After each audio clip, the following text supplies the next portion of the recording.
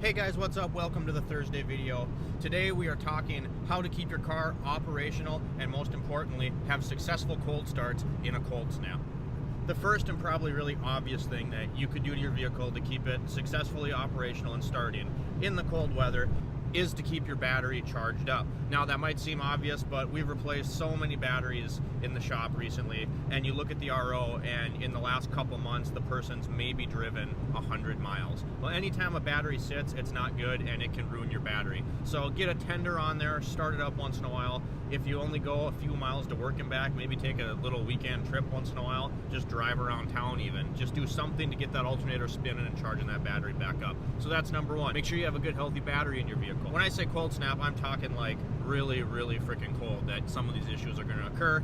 Like I said on the Monday video, I live in Minnesota, and on Wednesday with the wind chill it was negative 60 degrees. Today we got a nice balmy 9-degree day, and with the wind chill it makes it 24 below. So it's still pretty nasty out here. One of the other big issues that you're going to have when it's cold is your oil is going to thicken up. When your oil thickens up in your car, it's harder for your engine to work, it's harder for your engine to crank over, and you get a lot of startability issues. That actually happened to me this week. My oil got really super sludgy on Wednesday morning. It was negative 60 with the wind chill, and I actually couldn't get my vehicle started. So the product that I wanted to talk about today is this guy right here. So what this is a magnetic oil pan heater. You slap this end onto the bottom of your oil pan, you plug this end in, and you're good to go. Now the reason I like the magnetic oil pan heater versus, let's say, a block heater maybe, or one of the stick-on oil pan heaters that you actually adhere to the bottom permanently, the biggest reason is I can use this thing on all sorts of stuff. I could stick it on my lawn tractor. I have multiple vehicles, so it's quick, easy to just pull off the pan and slap onto another car. They're really not expensive. They run about $40 to $60, somewhere in there. There's lots of different brands that make them. I got this one from AutoZone and it worked like a charm. So I got home, it was still just as cold as it was, car wouldn't start. I stuck this thing on there. Now the one difference that there is with this is this particular type of oil pan heater you do not want to leave on overnight. So when you go to plug this thing in, you actually want this to be on your oil pan before you plug it in, because this thing gets hot. I'd compare it to like an iron in your house. So it gets pretty freaking hot, so I'd make sure this thing is on your oil pan and get it as centered and flat as you can. So the most surface area you can get out of your oil pan, the better, because I realize a lot of them aren't perfectly flat. And then you just want to plug this end in, and it really only takes 45 minutes to heat it up enough to where you can start your engine. So it's awesome, it's really easy. You could buy a timer and set that thing on a timer so you don't have to go and actually plug it in every morning.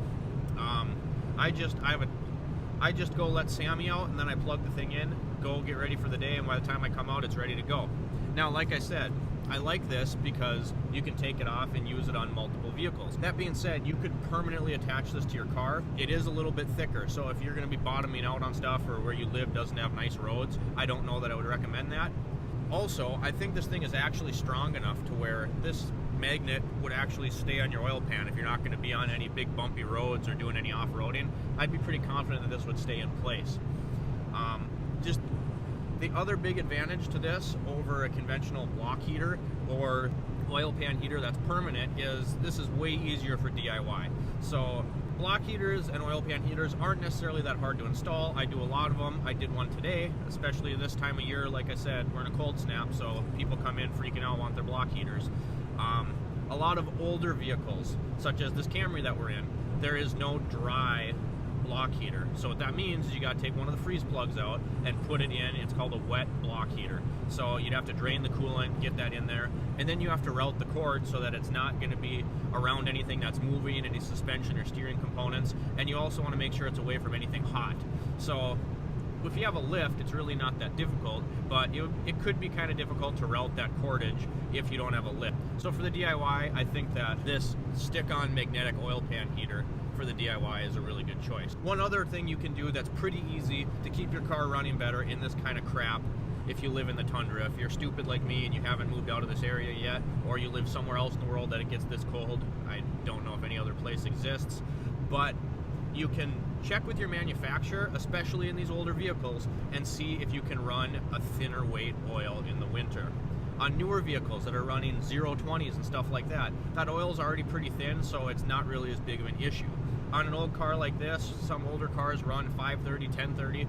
Those thicker oils are going to thicken up a lot easier, obviously, than a 020 would. It's already thicker, so when it takes a lot less for it to get too cold. A lot of manufacturers, you can check in your owner's manual, and it'll actually recommend a different weight oil for the winter time. Something a little thinner, something that's going to be a little easier on your engine.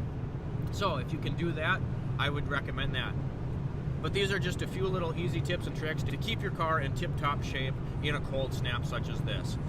Again, highly recommend one of these magnetic block heaters. Easy to install, and you can move it around and use it however you want. For the DIY, it's going to be easier. Don't have to route any wires or anything like that because it's not permanent. You don't leave it on your vehicle all the time. Hope you guys enjoyed this Thursday video. We got another car review coming up. I'm not going to tell you what it is, though. You're going to have to wait and see. But if you like this video, make sure you comment down below. We upload every Sunday, Monday, and Thursday. Smash that like button, subscribe, hit the bell so you're notified every time we get a video out. I'll see you guys next time.